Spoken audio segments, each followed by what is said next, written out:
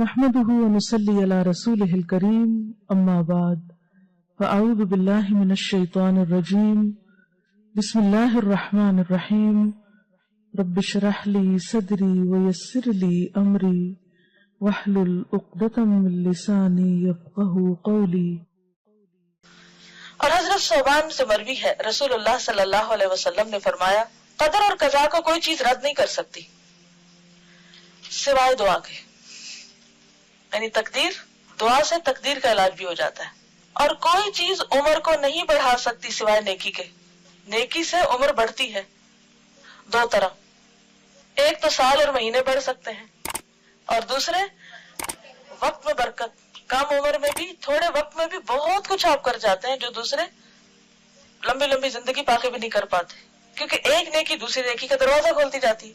آدمی گناہوں کی وجہ سے رزق اور روزی سے محروم ہو جاتا ہے، اور رزق اور روزی میں اضافے کا نسخہ کیا ہے؟ کون سی دعا ہے خاص طور پر؟ استغفار۔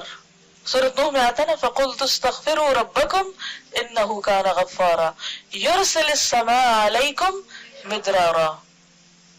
تو بارشیں برسے تو کیا ہوتا ہے پھر؟ خوب رزق میں اضافہ ہوتا ہے، زیادہ چیزیں اگتی ہیں، زیادہ رسیلی ہوتی ہیں، زیادہ فائدہ مند ہوتی ہیں۔ تو یہ کس کی برکت سے ہوتا ہے؟ استغفار۔ کس نے کہا یہ؟ اللہ تعالیٰ نے۔ وَيُمْدِدْكُمْ بِأَمْوَالٍ وَبَنِينَ۔ استغفار کے اور کیا فائدے؟ مال اور بیٹے۔ وَيَجْعَلْ لَكُمْ أَنْهَارًا، نہریں اور دریا بہنے لگتے ہیں۔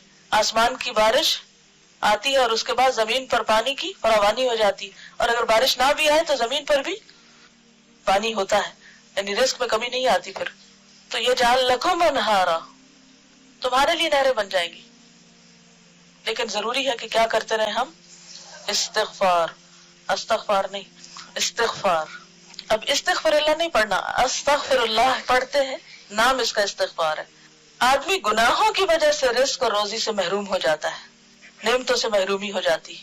گناہ روزی کو تباہ کر دیتا ہے، گناہ روزی کو تباہ کر دیتا ہے۔ لیکن ہم میں سے کتنے ہیں جو اعتراف کریں کہ ہم گناہ گار ہیں؟ لوگوں کے سامنے دہراتے رہتے ہیں، اللہ کے سامنے کم ہی اعتراف کرتے ہیں۔ تو سچے دل سے استغفار کیجئے۔ جزاکم اللہ خیرا۔ سبحانک اللہم و بحمدک، نشہد ان لا الہ الا انت، نستغفرک و نتوب الیک۔ السلام علیکم و رحمۃ اللہ وبرکاتہ۔